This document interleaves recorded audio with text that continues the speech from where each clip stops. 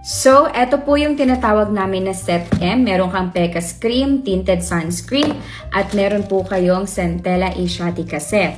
Eto po yung gamit ko sa aking face, okay? So, choosies, paano ba siya gagamitin? Number 1 po, ang Centella Asiatica set is morning and night. Yes, pwede po siya sa gabi, pwede din siya sa morning. In the morning, kung tinatamad na kayo, pwedeng facial foam tsaka Cica Cream lang. If tamad na kayo ha.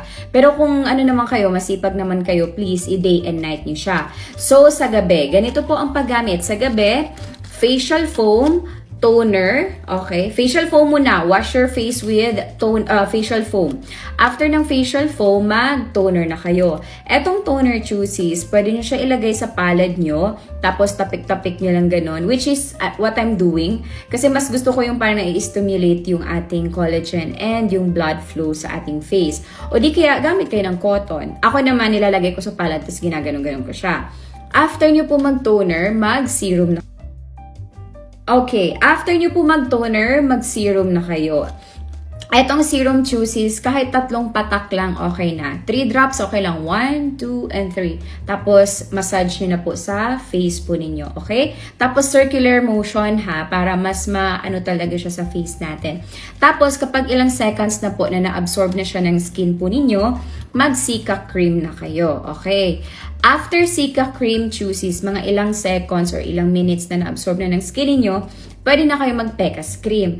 Etong Pecas Cream, gabi lang siya gagamitin, tapos twice a week lang. Okay, twice a week. In my case, Monday, Thursday ko lang siya ginagamit. Okay, Monday, Thursday. This is really good choosies, especially kapag malalaki pores mo, may fine lines ka, sign of aging of course. And then of course, choosies maganda rin to pimple marks, as well as melasma. And choosies kapag may melasma ka, instead of 2 times a week, 3 times a week siya. Okay? After siya ni Cica Cream.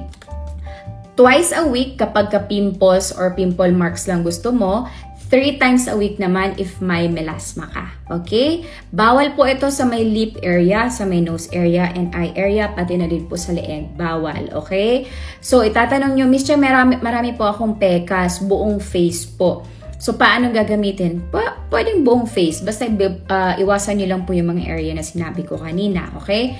What if, Miss Chia, yung aking melasma sa may nose lang? Pwede bang parang ganun lang ang paglagay? Yes, okay lang po. Spot technique, kumbaga pa, igaganon-ganon mo lang, ha? Pwede po yun. In the morning, chooses same routine sa Centella Asiatica. Same routine. Facial foam, toner, serum, Cica Cream. Or gaya nga ng sabi ko kanina, pwedeng facial foam and Cica Cream lang. Or facial foam, toner, Cica Cream. Depende po sa inyo. Pero mas maganda na same routine. Yung facial foam, toner, serum, and Cica Cream. Tapos, after Cica Cream, mag-tinted sunscreen ka na. Perfect combo itong 3 choosies. Ito yung nag-save ng mukha ko from this choosies to this. Hindi pa naman po ako sobrang kinis. I still have imperfections. I still have pimple marks.